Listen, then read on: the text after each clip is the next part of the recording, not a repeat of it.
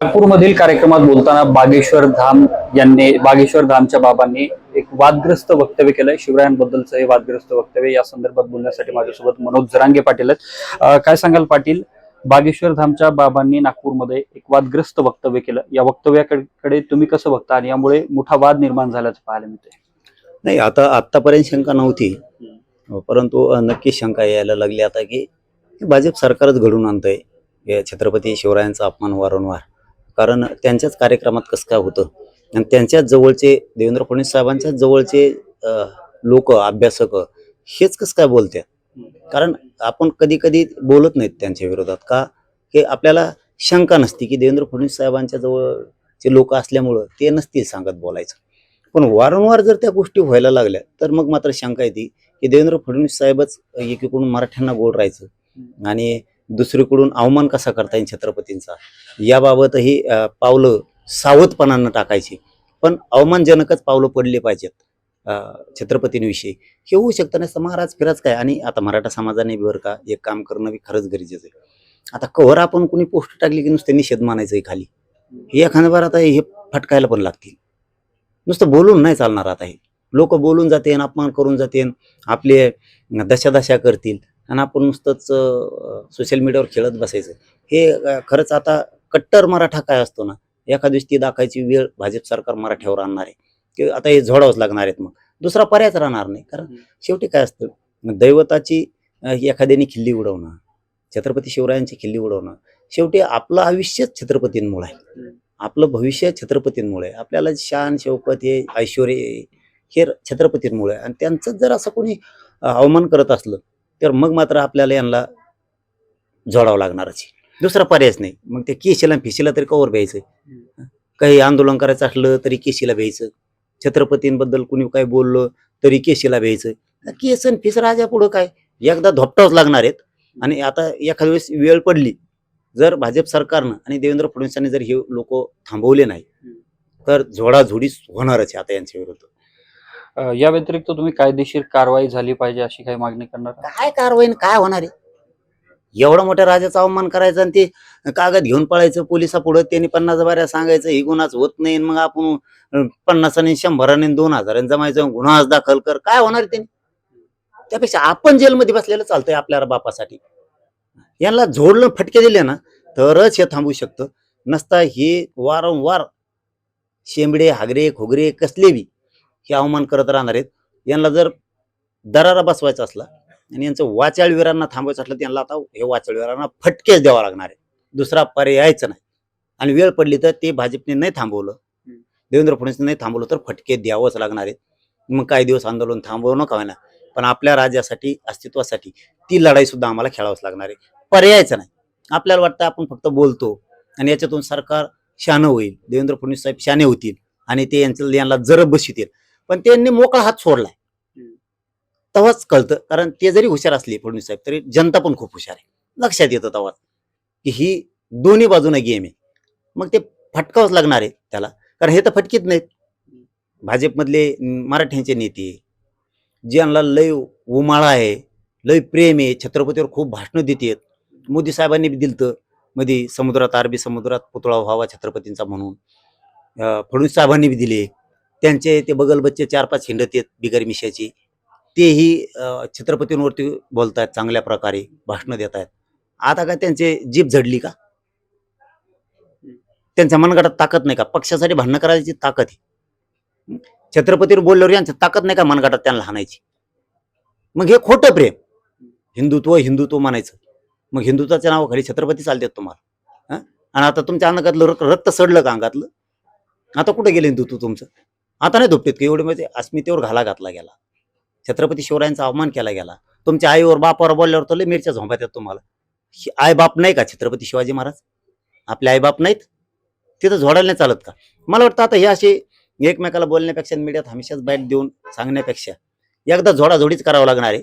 हे असे काय गप्प बसायचा अंदाज दिसत नाही. आता आपण तरी किती दिवस म्हणणार आहे आम्ही जाहीर निषेध करतो त्याचा, त्याच्यावर गुन्हा दाखल झाला पाहिजे, तो अटक झाला पाहिजे. तिसऱ्या दिवशी येतात ते कोल्हापूरचं कोण कोण बोलला त्यावेळेस, कोंबटकर का काय कानू, हे असे हे सुरूच आहेत. हे बाबा बाया आणल्यात कुंकुम काढून आता ह्या तो बी काहीतरी बोललाय काल छत्रपतींना, काय खरात बाबाचा मूत प्यालता का गोन त्यो आला की बराळा. दुसरीकडे बीडच्या जिल्हा कारागृहातून बाहेर कैदी फोन करतात, त्याच्या कॉल रेकॉर्डिंग व्हायरल होत आहेत. सुरुवातीला एका कैद्याने, अझहर पठाण नावाचा कैदी आहे, त्यांनी दावा केला की वाल्मिक कराडच्या गँगकडून त्याला बेदम मारहाण झाली, त्याला अमानुष मारहाण जेलमध्ये करण्यात आली. मात्र पुन्हा रेकॉर्डिंग फोन करून व्हायरल करण्यात आली, त्यामध्ये तो म्हणतो असं काही झालं नाही, वाल्मिक कराडांची आणि त्यांच्या गँगची बदनामी करण्यासाठी असं केलं गेलं. मात्र आता काल पुन्हा एका कैद्याची कॉल रेकॉर्डिंग व्हायरल झाली. सनी आठवले नामक कैदी आहे, तो म्हणतो की अशी घटना घडली आहे, मारहाण झाली, या संपूर्ण प्रकरणाची चौकशी झाली पाहिजे.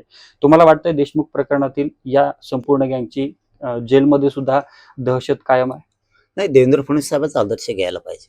बाकीचं शोधत बसण्यापेक्षा रेकॉर्डिंग आमकं तुमकं आदर्श घेतला पाहिजे. या देशात पहिल्यांदा असं घडतं की जेलमध्ये मोबाईल सुद्धा वापरता येते. किती चांगली सुविधा आहे फडणवीस साहेबाची. आज गुलाबजांबू भेटते, आज भजे फाफडा भेटतो, आज सगळं काय पुरणपोळ्या पण आहेत आणि मोबाईल आहे, टीव्ही आहेत. काय सुविधा पाहिजे आणखीन कायद्याला? देवेंद्र फडणवीस साहेबाचं सरकार आहे आणि हे सरकार अत्याचारी, गुंडागर्दी, दहशत माजवणाऱ्या लोकांना छान प्रकारे सोयीसुविधा देत आहे. शेतकरी फाशी घेऊन मरतो, तिथं सुविधा नाही. हिंदू हिंदू म्हणायचं, बाबा लोकांना सगळ्या संत महंतांना त्रास आहे, तिथं बोलायचं नाही. मतापुरतं हिंदुत्व, हिंदू आणायचे, महाराज आमचे आहेत म्हणायचं, संत महंत आमचे आहेत म्हणायचं, देवधर्म आमचं आहे म्हणायचं. आणि जे अत्याचार जनतेवरती करते त्यांना सुविधा द्यायच्या. मोबाईलवर मला सांगा, एखादा आरोपी मोबाईलवर बोलतो म्हणल्यावर, अरे इथं साधं जरी एकामेकाला नुसता कट जरी मारला ना गाडीचा कट, मोटरसायकलचा, तरी पोलिस मोटरसायकलीपासून मोबाईल सुद्धा जप्त करतात. आणि आता मोबाईल कसं काय हे रेकॉर्डिंग कुठून यायला लागलंय? म्हणजे किती जेल बीडचं प्रिय देवेंद्र फडणवीसांसाठी हे देशातलं जिवंत उदाहरण. कायद्यापाशी मोबाईल दिला जातो फडणवीस साहेबांकडून, कायद्यांना मागल ते जेवण दिलं जातं फडणवीस साहेबांकडून. किती आदर्श घेण्यासारखं आहे जगातल्या, देशातल्या सगळ्या जेलरनी. प्रत्येक सरकारनं देशातल्या आदर्श घेतला पाहिजे देवेंद्र फडणवीस साहेबांचा. तिकडून खून करून या, बलात्कार छेडछाड करून या आणि जेलमध्ये राहा. फडणवीस सरकारच्या काळात सगळी सुविधा मिळणार, तुम्हाला टेन्शन नाही. मोबाईल मिळणार, बोलायला मिळणार, घरच्याला मिळणार, पैसे मिळणार, जेवाय खावायला मिळणार. फक्त आता कबड्डी स्पर्धा भरायच्या राहिल्या, ते पण फडणवीस साहेब भरते ना. आता कबड्डी खेळायचं, लोंपट खेळायचं, झोके बांधायचे, ते सुद्धा काम करू शकतात ते. आता त्यांनी बिझनेस टाकायला लावू नये एखादा कायद्याला, असा असा बिझनेस करा. काही दिवसांनी त्यांनी कायद्याला मतदानाला बाहेर राहून नाही, कमी मतदान पडायला लागल्यावर. दुसऱ्या बाजूला देशमुख कुटुंबियांनी मागणी वारंवार त्यांनी केलेली आहे की या सर्व आरोपींची जेल बदली झाली पाहिजे. तुम्ही मागणी कराल का की या सर्व आरोपींना वेगवेगळ्या ठिकाणी ठेवलं पाहिजे किंवा परराज्यातील जेलमध्ये पाठवलं पाहिजे? जोपर्यंत फडणवीस साहेब आहेत तोपर्यंत काही होणार नाही. तोंडाच्या वाफा जिरून काही मजा नाही. मीडिया पुढे दिसायचं म्हणून बोलण्यात काही अर्थ नाही. देवेंद्र फडणवीस साहेबाला गुंडाराज, अन्याय, अत्याचार इतका उद्रेक आहे, माजलेले आहेत हे बीड जिल्ह्यात, हे दिसतंय, माहिती आहे त्यांना. तरी पण आरोपी अटक होत नाहीत, जातेत. मला सांगा, त्या खरमाड्या का खुरमाड्या कोण आहे? तो संतोष देशमुखातला खुनाचा आरोपी, तो एक नंबरचा. त्याला पळून न्यायला गाड्या होत्या, त्या जर गरीबाच्या असत्यात जप्त केल्या असत्या का नाही? यांनी केल्या का? साधा दुसऱ्या फोनवर जरी बोलला तरी सगळे पोरं जेलला टाकले जातात, सगळ्या फोनवर बोललेले. कोणतरी बीडचा आमचा एक बांधव बोलला होता, तो 8 महिने जेलला होता. कुठं? मुंबईत. कशामुळं? नुसता फोनवर बोलला होता म्हणून. इथं खून करून आला त्यो, तरीही कोणालाही धरलं नाही. कोण कोण फोनवर बोललं त्यांनाही धरलं नाही. यांना इथलं गुंडगिरी माहिती आहे. इथले पोलीस प्रशासन कसं आहे, म्हणजे त्यांनी आणलेलं म्हणतो आम्ही, त्या पूर्वीच्या त्या नरकासुरनी आणलेलं, परळीच्या त्याने आणलेलं कसं आहे हे सगळं माहिती आहे त्यांना. कसं कसं इथं बिंदू नामावली हे सुद्धा त्यांना माहिती आहे. जे इथं 2 वर्षापेक्षा कुठं राहू शकत नाही, 3 वर्षापेक्षा राहू शकत नाही, ते 10-10, 12-12 वर्ष एका जागेवर आहेत, हे फडणवीसांना माहिती. त्यांनाच ते संपवायचं नाही. त्यामुळे इथं मागण्या करणाऱ्याला काही अर्थ नाही. जोपर्यंत देवेंद्र फडणवीस साहेब आहे तोपर्यंत बीडचा अन्याय, अत्याचार शेतकऱ्यावरचा, मराठ्यावरचा कधीच बंद होणार नाही. शेतकऱ्यावर होणार आहे, मराठ्यांवरती होणार आहे, मोठ्याल्या जेवढ्या जाती आहेत, दलित मुस्लिमवर सुद्धा अन्याय होणार आहे. बीड जिल्ह्यात 100% होणार आहे फडणवीस साहेब आहेत तोवर. आणि इथं न्याय मिळणारच नाहीये. आणि हे बीडच नाही तर पुऱ्या महाराष्ट्रात हीच पद्धत चालू आहे. देशमुख प्रकरणात न्याय मिळणार नाही असं तुम्हाला म्हणायचं का? कारण आतापर्यंत तर आरोपींचे जामीन नाहीत किंवा हे संपूर्ण प्रकरण न्यायालयामध्ये सुरू आहे. महाराष्ट्र बंद पडत असतो मग देशमुख प्रकरणाला न्याय नाही मिळाला. मी देशमुख प्रकरणाबद्दल बोललोच नाही. न्याय मिळणार आहे का नाही. हे जे प्रकार चाललेत ना, हे सुख सुविधा ज्या देवेंद्र फडणवीस साहेबांकडून पुरविल्या जातात, कशामुळे आवडीत ते एवढं गुंडाला? अत्याचार करणाऱ्या लोकांना, खंडणी मागणाऱ्याला, खून करणाऱ्याला, प्लॉट बळकिणाऱ्याला का आवडीत येत? का यांना आलिंगन द्यायचंय? त्यांना कशामुळं? का सांभाळायचं? त्यांना गरज काय त्याची? का मध्ये डांबले जात नाहीत? कशामुळे जेलर ठेवायचं त्यांना? ते लोक म्हणतात ना बदला, का बदलू नाही गृहमंत्र्यांनी? का जनतेचं ऐकू नये? त्यांचं म्हणणं आहे ना, पोलीस सगळे आलटेपलटी करा, महसूल खात्यातले सगळे अधिकारी बदला, का बदलू नाही? परिवर्तन नको आहे बीड जिल्ह्यात फडणवीस साहेबाला? नको आहे का? का बदलू नाही? काय बदलायचं कारण नाही? मुख्यमंत्री केलंय तुम्हाला गोरगरीब महाराष्ट्रातल्या जनतेनं, शेतकऱ्यांनी केलं, मराठीने सुद्धा केलं. मग लोकांचं म्हणणं आहे ना, ही घाण नको, बदला की दुसरे पोलीस आणा, निभार आणा, त्या कोमावस सारखे बारीक बारीक पोलीस सगळे बदलाय, बाहेर जाऊ द्या, कॉन्स्टेबल जाऊ द्या, पीआय जाऊ द्या, एपीआय जाऊ द्या, इथं काही ठोस नका. कोणचा आला तरी पोलीसच आहे ना, आणि ते बी फडणवीस साहेबाचाच आहे ना. मुंबईचा जरी पोलीस आला तरी फडणवीस साहेबाचाच आहे. आणि हे जरी सगळे मुंबईला टाकले त्यांच्या हाताखाली, नाही तिकडे नागपूरला टाका म्हणा तुमच्या हाताखाली, जरा एकदा झपका बघा त्यांचा. फडणवीस साहेबांनी बीड जिल्ह्यातले सगळे अधिकारी नागपूर जिल्ह्यात घ्यावा, नागपूर जिल्ह्यातली इथं टाकावं, आणि असे तिंबू घ्यावा तिकडं, तुमच्या कचाट्यात घ्यायला. एकदा फडणवीस साहेबांना अत्याचार संपवायचा ना, गुंडागिरी संपवायची ना. बीड जिल्ह्यातले सगळ्या विभागातले अधिकारी म्हणतो मी, आरोग्यापासून महसूल पासून जेवढे आहेत पोलीस खात्यातले, अख्खेच नागपूरला घ्या जिल्ह्यात, आणि नागपूर जिल्ह्यातले अख्खे बीडला टाका.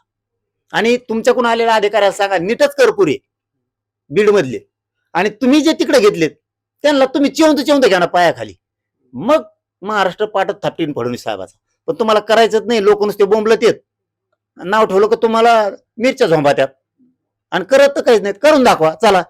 हेच लोक पाठ थापटीन, बदला सगळे घ्या, नागपूरला घेऊन आणला, आणि तिकडे इकडे द्या. तिकडे येणारा सांगा नीटच कर सगळे, आणि हे आलेले मात्र चेंगूर घ्या तिकडं. किती सरळ होईल? करा फडणवीस साहेब, हे करा. बीड जिल्ह्यातले पुरे बदला.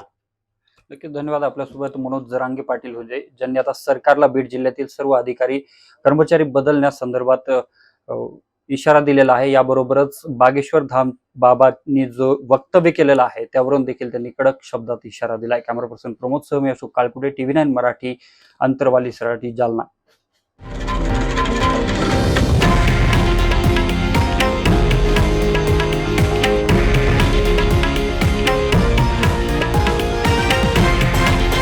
हे आहे देशातील नंबर 1 न्यूज नेटवर्क, आणि आपण पाहत आहात TV9 मराठी, एकमेव.